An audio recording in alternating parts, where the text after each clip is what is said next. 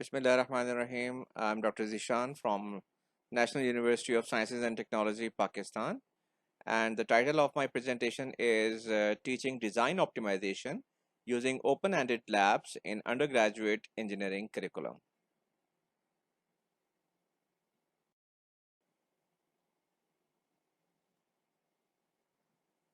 So here is the content of my presentation. I will start by introducing the research theme of my presentation and talking about the difference between an ordinary engineering lab and an open-ended lab. Then I will take a case study of avionics 356 feedback control course to demonstrate the open-ended lab structure, its evaluation rubrics, and the Likert scale questionnaire that I used in this class. And finally, I will be presenting some results.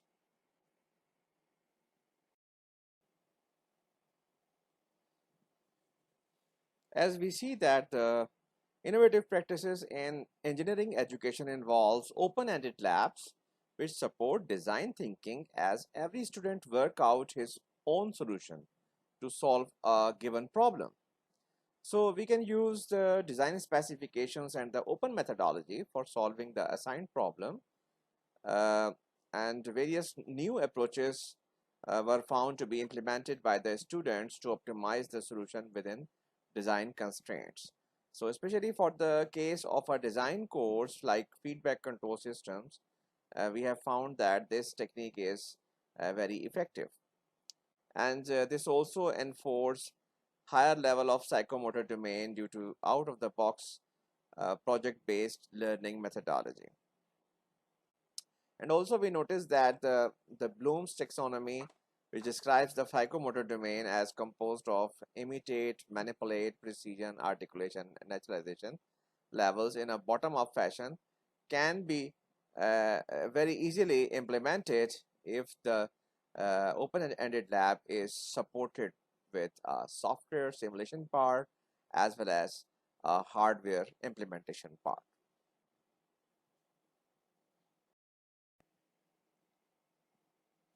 So in general, an open-ended lab is where students are given the freedom to develop their own design approach instead of merely following the already set guidelines from a lab manual. So we can specify a general guideline, but we can leave the design techniques to the choice of students who are attempting that lab. And we also noticed that the open-ended lab necessarily address the middle and higher levels of cognitive and psychomotor domain, and this impacts to quickly understand a process, and they must use the data analysis, simulation, and experimentation to optimize the design problem. And the student's task is not only to understand the problem and the problem statement, but also to come up with a working prototype that solves the problem. And making this open-ended labs pushes the student to think for themselves and think harder.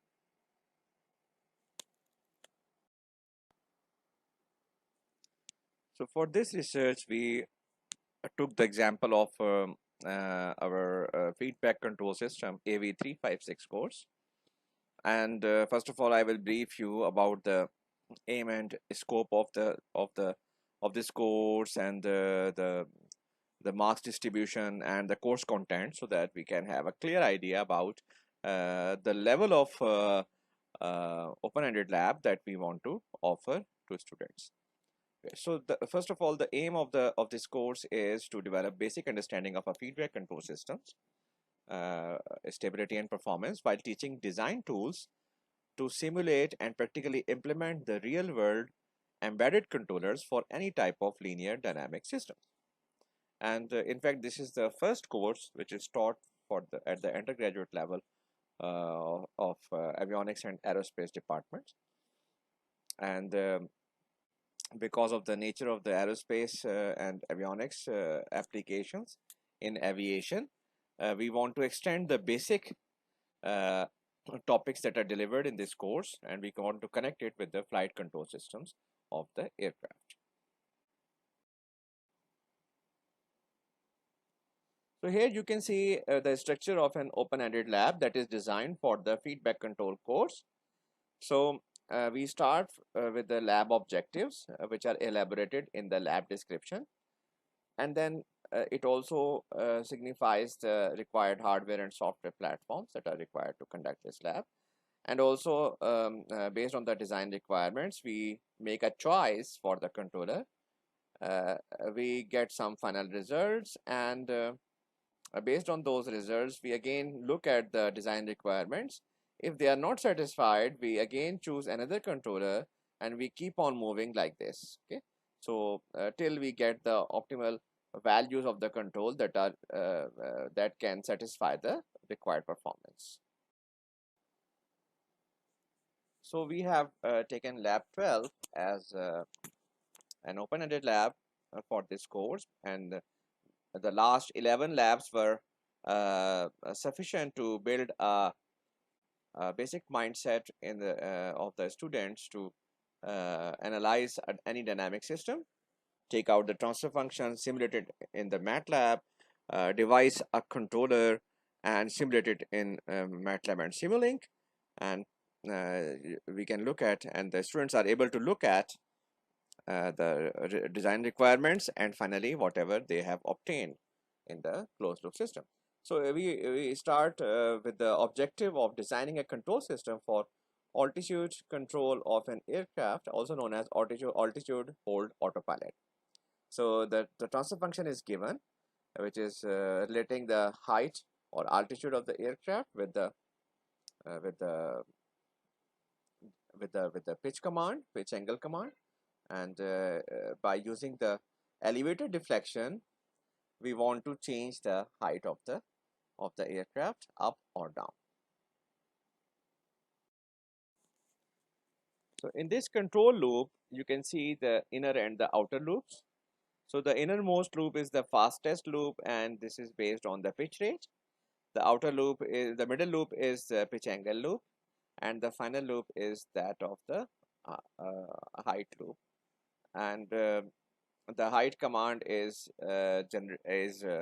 used as a reference, and the desired altitude is achieved by nullifying the error in the altitude to obtain the at any particular level of the pressure altitude.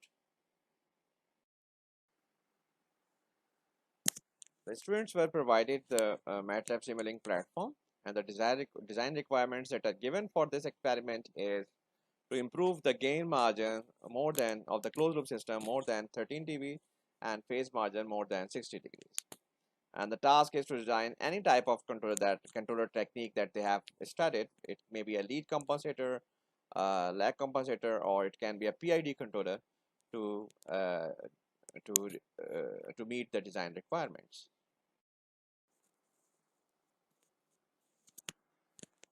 So the expected results are also shown, and you can see on the right hand side that the final system should look like this. The phase response should be properly damped, and the gain response should have higher gain at the lower frequencies and lower gain at the higher frequencies to improve the robustness of the closed loop system.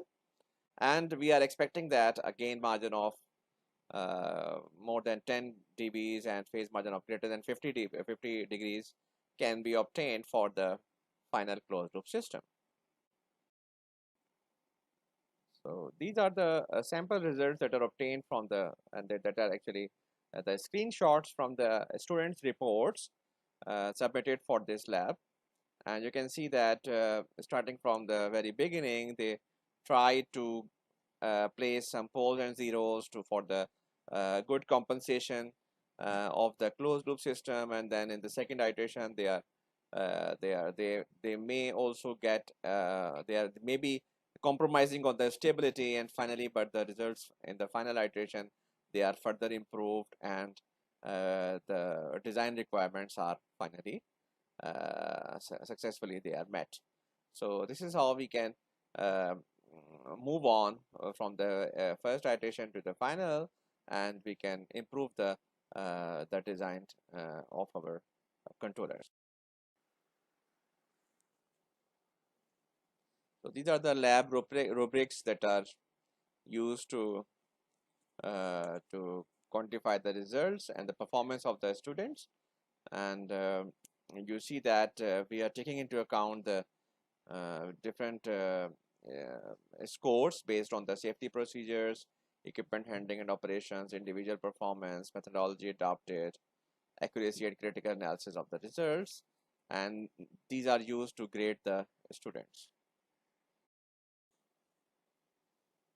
So in this survey questionnaire, we listed almost 10 questions, and we asked students to comment on these questions uh, in terms of their choice, that can be highly satisfied, satisfied, neutral, dissatisfied, or highly dissatisfied.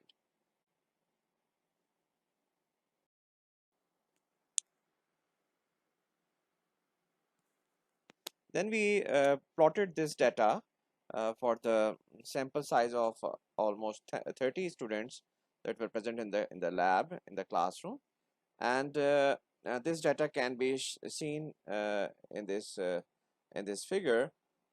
So this 5-point Likert scale bar chart is used to demonstrate different questions and how much satisfaction rate was achieved uh, for the case of this open-ended lab.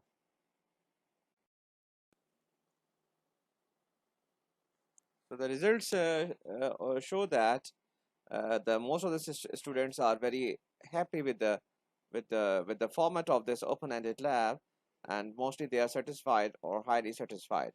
And also the radar plot shows that the satisfaction level of the students uh, is good while attempting this open-ended problem, and they were very much motivated.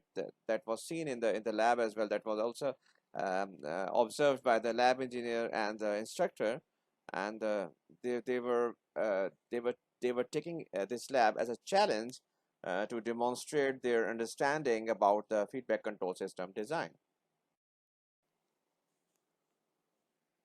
So in conclusion, we see that these open-ended labs offer design innovation. There may be multiple solutions that exist under the same design constraints. It was helpful in enhancing the learning of the students. There is less chance of copying the lab or cheating, because all the design parameters are validated and they are confirmed in the viva conducted after the lab. And we see that there is the analytical tools choice is flexible. The students are able to start with the manual curves, manual design procedures, or they can take help from the graphical user interface that are designed in the MATLAB, for example, RL tools and CISO tools that are normally designed for experienced designers. Also, these open-ended labs, they induced a sense of competitiveness among students, and they were able to work better. Um it also enhanced the learning outcomes of the course and the program. And these labs are equally interesting for the case where we teach online, and also because the physical hardware is not accessible, mostly we work with the simulation. So these type of open-ended labs, they are also good for the remote labs. So these are the references that can be used to further enhance the knowledge about open-ended and virtual labs in engineering programs. Thank you for listening, and I will welcome any question if you have.